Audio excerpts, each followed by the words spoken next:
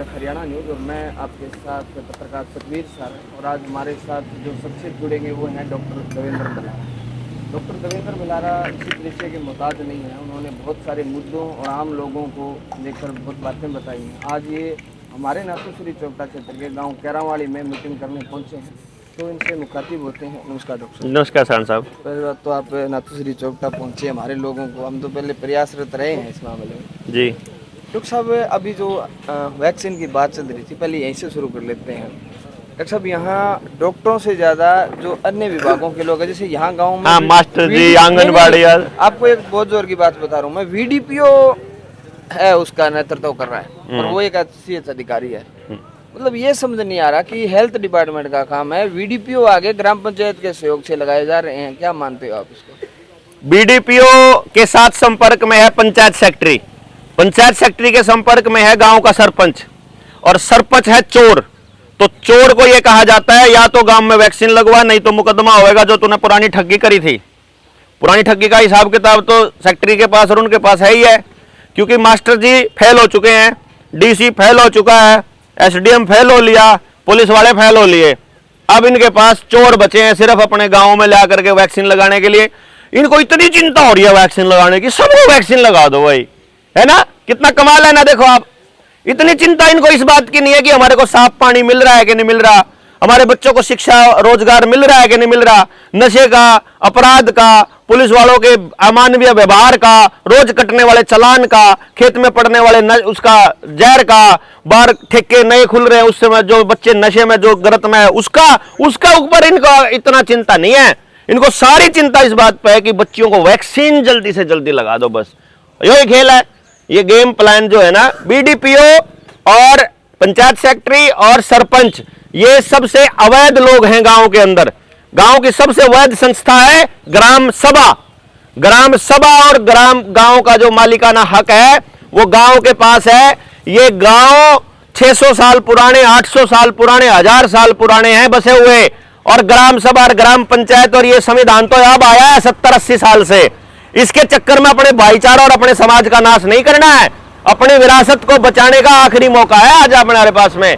इसलिए इनके चक्करों में नहीं पड़ना। जो से अधिकारी हैं ये पैसे, ये रंडियों से भी बुरे हैं, हरामखोर। ये पैसों के लिए किसी को भी बेच देंगे, किसी का भी नाश कर देंगे। इन लोगों को तो मतलब गांव के अंदर घुसने ही देना नहीं चाहिए। ये कलेक्टर कौन है यार, एसडीएम, पुलिस वाले चपड़, आपको पता ईमानदार है कि बेईमान है? बताओ जरा। गांव का एक एक आदमी को पता है सारे बेईमान लोग हैं। बेईमानों का भरोसा करोगे आप? बेईमान आपके बच्चे की चिंता करेंगे क्या? रोज पैसा खाने वाले लोग, हर चीज में कमीशन खाने वाले लोग आपके बच्चों की चिंता करेंगे क्या? सोचो तो सही, आपकी चिंता कौन करेगा? जिसको आपसे लेना देना कुछ नहीं, जिसको आपसे कोई मतलब नहीं, जिसने आपसे वोट नहीं लेनी, जिसने आपसे पैसा नहीं लेना, जिसने आपसे चंदा नहीं लेना, जो आपके ऊपर निर्भर नहीं है, जो आपकी सत्ता नहीं चाहिए, आपका सपोर्ट नहीं चाहिए, वो आदमी थोड़ा बहुत सच्चा होकर बोल सकता है। वरना जिसको कुछ भी चाहिए, कुछ भी, मान लो मुझे यहां खड़ा होकर के कुछ भी चाहिए ना आपसे, मैं सच नहीं बोल पाऊंगा। मुझे जो मुझे चाहिए उसको बचा के रखना पड़ेगा। इसलिए ये सोच के बोलना पड़ेगा। इसलिए हम लोग क्या बोल रहे हैं, ठीक है, उसको चोर बोल दिया, उसको गलत बोल दिया, ठीक है, मारेगा ही तो ना ज्यादा से ज्यादा, पर गलत नहीं बोल सकते भाई। सर, आप मतलब आरोप लगा रहे हैं चोरी का, तो पिछले दिनों की अगर बात करें तो रोज ईडी, सीबीआई जो लोगों को पकड़ रही है, बड़ा पैसा पकड़ा जा रहा है जिसमें, क्योंकि आपने तो बहुत सारे तर्क वितर्क किए हैं, सवाल छोड़े हैं समाज में। ये क्या मामला है? जिस आदमी के बारे में, जिस अधिकारी या जिस नेता के बारे में किसी को भी नहीं पता कि इसने वो गलत काम किया हुआ था, उसके तो घर पे ईडी का छापा पड़ जाता है। और जिसका पता है सरेआम की ये नशा बेचता है, चोरी करता है, गुंडागर्दी करता है, माइनिंग करता है, अवैध रेत की खनन करता है, ये पैसे खाता है, ये आदमी चोर है, जिसका पहले से पता है कि ये चोर है, उसके ऊपर कोई कार्रवाई नहीं होती। ऐसा क्यों? नहीं समझे? यानी हरामियों के साथ बैठ जाओ, अपने आप के ऊपर हरामी का तबका लगा लो तो आप साफ हो जाओगे। इतना सा खेल है। सर, आप जिस क्षेत्र में बैठे हैं, इस क्षेत्र में पिछले दिनों की अगर घटनाक्रम की बात करें तो 30 और 35 से ऊपर नहीं है, 30 से कम नहीं है, ऐसे युवाओं की अकस्मात बहुत बड़ी संख्या में मौत हो रही है। और दूसरी, आप तो पूरे घूमते हैं, स्टडी करी है, आप लोगों के बीच में जाते हैं।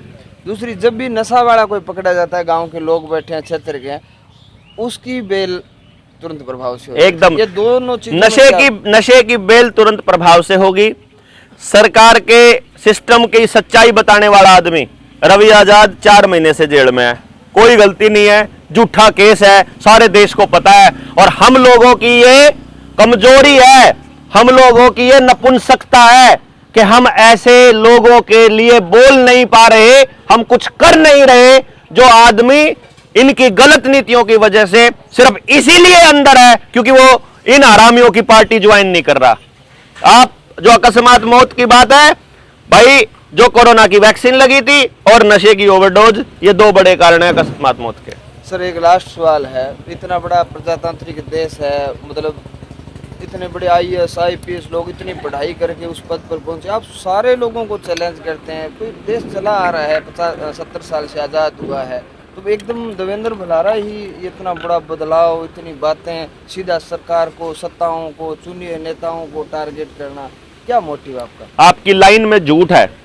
IAS IPS पढ़ाई करके नहीं बनते, गुलामी करके बनते हैं। आपके यहाँ पढ़ाई नहीं होती है, शिक्षा स्कूलों में नहीं दी जाती, स्कूलों में सिर्फ याद करना सिखाया जाता है, सिर्फ रट्टे मारना सिखाया जाता है, सिर्फ आदेश का पालन करना सिखाया जाता है।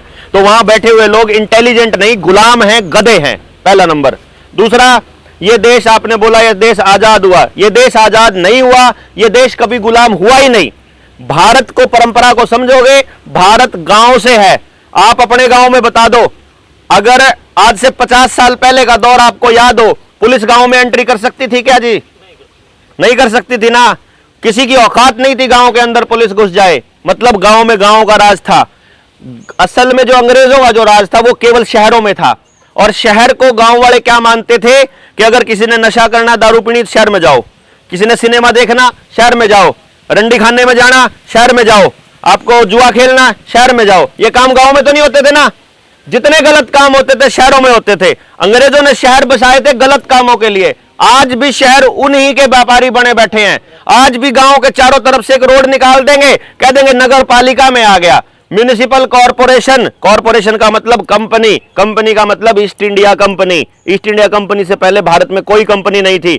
जितनी कंपनियां इस देश के अंदर चल रही हैं सब ईस्ट इंडिया कंपनी के ही अंडर में आती हैं। और आपकी हरियाणा सरकार, आपकी केंद्र की सरकार और आपका SDM, आपका तहसीलदार, आपका राज्यपाल, आपका राष्ट्रपति, आपका सरपंच और आपके यहाँ एक एक कंपनी वो ईस्ट इंडिया कंपनी के अंडर में आती है। वो ईस्ट इंडिया कंपनी वाले यहां व्यापार कर रहे हैं, इस देश पर राज नहीं कर रहे। राज आज भी गांव का है, ना गांव कभी गुलाम हुआ, ना गांव कभी आजाद हुआ, और गांव ही भारत है, गांव की परंपरा ही भारत है, शहर भारत का हिस्सा नहीं है। यह बात थोड़ी बड़ी लेवल की है, जिसको डिटेल में समझेंगे तो आपको पता चलेगा कि भारत कभी गुलाम हुआ ही नहीं। भारत अब गुलाम होने वाला है जब गांव के लोग अपनी व्यवहार का तरीका छोड़ के व्यापार के तरीके में आ जाएंगे। जब आदमी अपना पूत बेचने लग गया, देखो ना, 15,000 रुपए के लिए कंपनी को बेच देते हैं हम अपना पूत, 15,000 रुपए महीने में किराए पे दे देते हैं अपने बच्चे को। हम दूध बेचने लग गए, पूत बेचने लग गए, जमीन बेचने लग गए, जमीन बेचने लग गए। जमीन मैंने पैदा थोड़ी करी, मैं कैसे बेच दूंगा यार जमीन को, मैं कैसे खरीद लूंगा? इस्तेमाल करना अलग होता है। इसलिए बड़े बुजुर्ग कितने शाणे लोग होते थे, उन्होंने गांव में लाल डोरा बनाया कि बिकेगी नहीं, आपस में व्यवहार में करोगे तुम इसको, आपस में इस्तेमाल करने का इस्तेमाल करोगे। ये अगर के ये तहसीलदार बताएगा कि ये जमीन के ऊपर कब्जा, अरे तहसीलदार के पास अगर आपके कागज पड़े मतलब जमीन का मालिक तो तहसीलदार हो गया। जमीन का मालिक आप कैसे रहे? वो तो जब मर्जी इंटरनेट गायब कर देगा, आपका मालिकाना खत्म कर देगा। इस बात को समझो। गांव को तोड़ने का खेल, नशाखोरी का खेल, आपके नौजवान बच्चों को गांव से बाहर भेजने का खेल, या आपकी जमीनों पे कब्जा करने के लिए ईस्ट इंडिया कंपनी कर रही है। और ये सारे पॉलिटिकल पार्टियों के लोग ईस्ट इंडिया कंपनी की नाजायज औलाद है। इस बात को समझो आप। बहुत धन्यवाद डॉक्टर साहब आपका। धन्यवाद। ये थे हमारे साथ डॉक्टर देवेंद्र भलारा जी, उन्होंने बहुत विस्तार से कई बातें बताई हैं और बहुत सारी बातें ऐसे हैं जिन पर शोध और समझने की